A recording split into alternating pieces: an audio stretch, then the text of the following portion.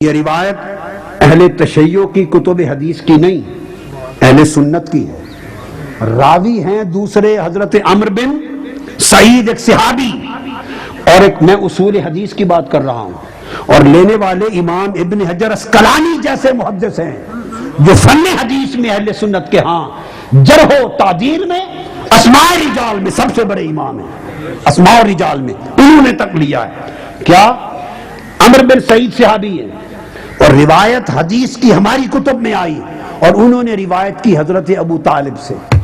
مجھے فن حدیث کا علم رکھنے والا کوئی بتا دے کہ حدیث کی روایت میں کسی کافر سے روایت لی جا سکتی ہے؟ بس ختم ہو گئی بات۔ امام ابن حجر عسقلانی لینے والا ہو، حضرت عمرو بن سعید لینے والے ہوں، اور اگر کوئی کافر سے روایت لی جا سکتی ہے فن حدیث میں تو بتا دے، اور اگر جواب نہیں میں ہے تو سنو، عمرو بن سعید کہتے ہیں کہ میں نے حضرت ابو طالب سے روایت لی۔ انہوں نے کہا قال کنت بذی المجاز، میں اپنے آقا کے ساتھ حضور علیہ السلام کے ساتھ وادی ذی المجاز میں تھا۔ خود بیان کرتے ہیں وادی ذی المجاز میں تھا، اور فرماتے ہیں کہ مجھے شدت کی پیاس لگی۔ ہائے ہائے ہائے، حضرت ابو طالب کہتے ہیں مجھے شدت کی پیاس لگی، اور پیاس شدت کی تھی تو میں نے حضور سے عرض کیا، میرے پیارے حبیب مجھے بڑی شدت کی پیاس لگی ہے اور پانی نہیں مل رہا کہیں سے۔ ہر طرف دیکھا، آقا پریشان ہو گئے، طرف اٹھے، میرے چچا کو پیاس ہے، میرا چچا پیاسا ہے۔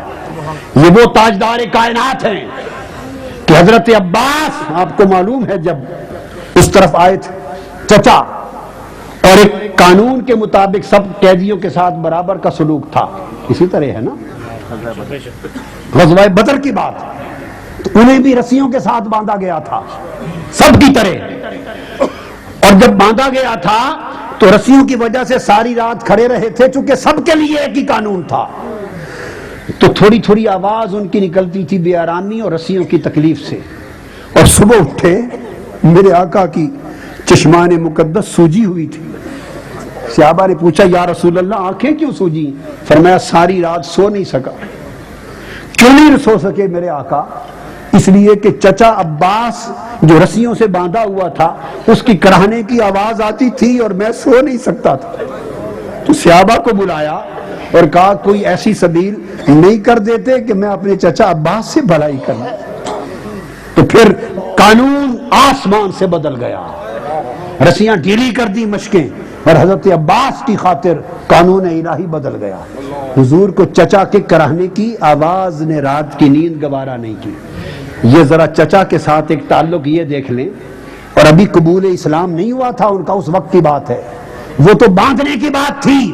حضرت ابو طالب نے کہا میرے پیارے مصطفیٰ پیاس شدت کی ہے، حضور پریشان ہو گئے، جب پانی کہیں سے نہیں ملا، خدا کی عزت کی قسم حدیث میں آتا ہے فشکوت، میں نے شکایت کی میرے آقا میں پیاسا ہوں، تو حضور السلام نے دیکھا کہیں سے نہیں ملا، آپ نے ایڑی ماری، زمین سے چشمہ پھوٹ گیا، فرمایا چچا ابو طالب چشمہ آپ کے لیے ہے۔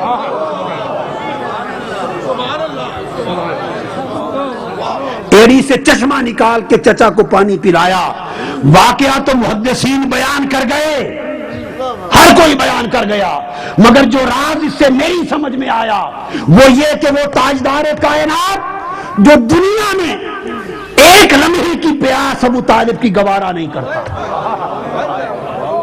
جو دنیا میں ایک لمحے کی دنیاوی پیاس جس مصطفیٰ کو گوارا رہی ہے، اور ایک غیرت ایمانی سے پوچھو اسے آخرت میں ابو طالب کی پیاس گوارا ہوگی؟